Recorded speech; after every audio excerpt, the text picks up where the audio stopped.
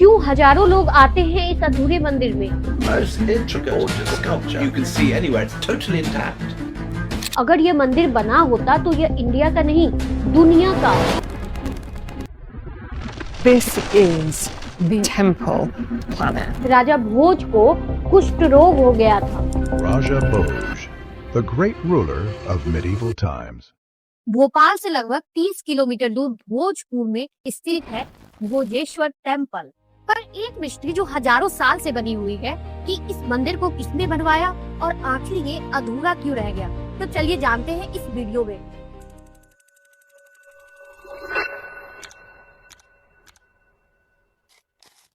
भोजपुर राजा भोज की नगरी जो फेमस है भोजेश्वर टेम्पल के लिए। इस मंदिर को लगभग 11वीं सेंचुरी में बनवाया था राजा भोज ने। ऐसा माना जाता है कि राजा भोज को कुष्ठ रोग हो गया था।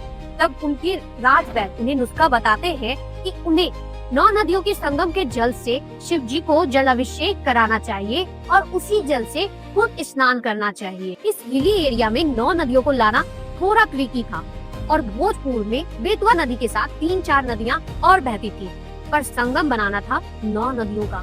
तब वहां से दूर 4-5 नदियों को आइडेंटिफाई किया गया और केनाल के थ्रू उसे भोजपुर लाया गया। संगम के लिए एक बड़ा डैम कंस्ट्रक्ट किया गया और 9 नदियों को उस संगम तक लाया गया। फिर राजा भोज राजवैद्य के कहे अनुसार 9 नदियों के संगम के जल से शिव जी का जल अभिषेक किए और उस पानी से खुद स्नान किए। Then they got relief from leprosy. हालांकि बाद के समय में उस डैम को कुसुम शाह के द्वारा तुड़वा दिया गया।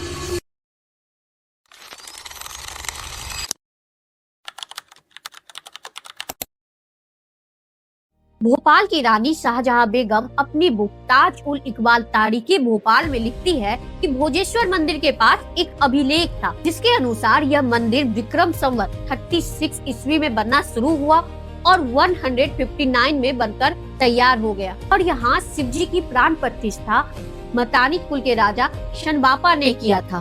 पर प्रेजेंट टाइम में देखें तो वहाँ हमें ऐसा कोई इंस्क्रिप्शन नहीं मिलता है। अगर उनकी बात माने तो मंदिर का इतिहास लगभग 2000 साल पीछे चला जाएगा और यह भी हो सकता है कि यहाँ कोई पुराना मंदिर रहा हो और बाद के समय में राजा भोज ने उसे रिकंस्ट्रक्ट एंड डेवलप करवाया हो, क्योंकि हमें अभी जो मंदिर मिलता है वो पूरी तरह परमारा स्टाइल में है।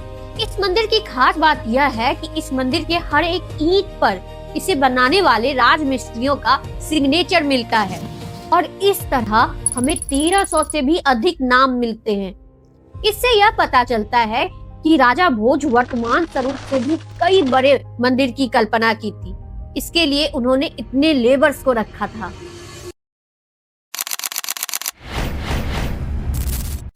राजा भोज जो कि एक ग्रेट रूलर थे, साथ ही विद्वान भी थे। उन्होंने कई पुस्तकें लिखी जिनमें से एक था आर्किटेक्चर एंड इंजीनियरिंग पर समारांग सूत्रधार। इसमें उन्होंने 64 प्रकार के मंदिर शैलियों का जिक्र किया है जिनमें से एक था भूमिजा स्टाइल और राजा भोज के इस भोजेश्वर मंदिर का निर्माण भी इसी शैली में होना था। हमें मंदिर के आसपास कई ऐसे चट्टान मिलते हैं जिससे इस मंदिर का प्लान और एलिवेशन उकेरा हुआ है, जिससे पता चलता है कि यह मंदिर 3 मंजिल का होता। अगर ऐसा होता तो यह भारत का सबसे ऊंचा मंदिर होता, तंजौर के बृहदेश्वर से भी ऊंचा। और इस मंदिर को बनाने के लिए जो मिट्टी के रैंप बनाए गए थे वो आज भी वहां मौजूद है। इस मंदिर का एक और स्पेशलिटी है, इस मंदिर के गर्भगृह में रखा विशाल Shivling. It's not just about normal Shivling, ये 21 फीट का मोनोलिथ शिवलिंग है जो बिना किसी जोड़ के एक ही पत्थर से बना हुआ है, जिसमें विजिबल पार्ट 7 फुट और 14 फीट नीचे है। भले यह मंदिर भारत का सबसे ऊंचा मंदिर नहीं बन पाया, पर इस मंदिर के गर्भगृह में रखा शिवलिंग भारत का सबसे बड़ा मोनोलिथ शिवलिंग है।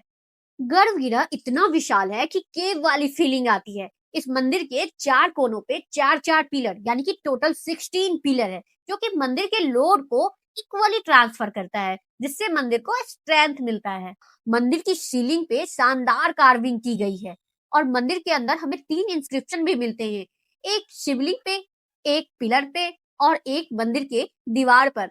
मंदिर के ठीक बाहर दोनों तरफ हरिहर की मूर्ति बनी हुई है, जिसमें एक ही मूर्ति में आधा शिव और आधा विष्णु होते हैं और मंदिर के बाहर हमें नंदी मंडप भी देखने को मिलता है और यह पूरा मंदिर एक विशाल चबूतरे पे बना हुआ है।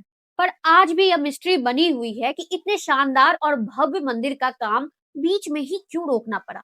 और हर मिस्ट्री के साथ कुछ न कुछ मिथ तो होता ही है और भोजपुर के इस मंदिर के साथ भी ऐसा ही है। लोगों का मानना है कि राजा भोज इस मंदिर को एक ही रात में कंप्लीट करवाना चाहते थे, पर मंदिर आधा ही बना कि सूर्योदय हो गया, जिससे इस मंदिर को अधूरा ही छोड़ना पड़ा। और कुछ लोग तो यह मानते हैं कि पांडवों ने अपने अज्ञातवास के दौरान इस मंदिर को बनवाए थे। खैर, कहानियों से उठकर देखिए तो हमें ऐसा कोई ठोस प्रमाण नहीं मिलता कि इस मंदिर को अधूरा ही क्यों छोड़ा गया। आर्कियोलॉजिस्ट देश पांडे कुछ चीजों के आधार पे ये अनुमान लगाते हैं कि यह राजा भोज का एक आर्किटेक्ट कॉलेज रहा होगा, जहां सिविल इंजीनियरिंग एंड आर्किटेक्ट से रिलेटेड स्टडी होती होगी और इस मंदिर को एज ए मॉडल के तौर पे बनाया गया। राजा भोज के डेथ के साथ यह कॉलेज बंद हो गया और यह मंदिर भी अधूरा रह गया। इसके अलावा कई हिस्टोरियन यह अनुमान लगाते हैं कि जब मंदिर आधा बन चुका था तब या तो सामग्री आपूर्ति में रुकावट आई या वास्तु दोष के कारण मंदिर को बीच में ही रोकना पड़ा। ऐसा भी माना जाता है कि राजा भोज की मृत्यु हो गई, इसलिए यह मंदिर अधूरा रह गया, पर ऐसा नहीं था। हिस्ट्री में जनरली हम देखते हैं कि अगर कोई राजा मंदिर बनवाना शुरू करता है और बीच में ही उनकी मृत्यु हो जाती है तो उनके सक्सेसर उस मंदिर को पूरा करवाते हैं। इसका एग्जाम्पल हम बृहदेश्वर मंदिर, खजुराहो का मंदिर और सिंहपुर के मंदिर में देख सकते हैं, पर भोजेश्वर मंदिर के केस में हम ऐसा नहीं देखते हैं। राजा भोज के सक्सेसर उदयादित्य कुछ ही दूरी पर उदेश्वर मंदिर बनवाते हैं, पर राजा भोज के इस मंदिर में उन्होंने कोई इंटरेस्ट नहीं लिया। इससे तो यही पता चलता है कि इस मंदिर में वास्तु दोष रहा होगा। खैर, कारण कुछ भी हो, पर मंदिर अपने आप में बहुत कुछ इन्फॉर्मेशन देता है। इस अधूरे मंदिर से भी हमें प्राचीन समय के कंस्ट्रक्शन टेक्निक, सिविल इंजीनियरिंग के डीप इंफॉर्मेशन मिलते हैं। आपको क्या लगता है, यह मंदिर को अधूरा क्यों छोड़ा गया? अपना ओपिनियन कमेंट सेक्शन में जरूर लिखिएगा। अगर आपको वीडियो पसंद आया तो लाइक कर दीजिएगा और चैनल को सब्सक्राइब करना मत भूलिएगा।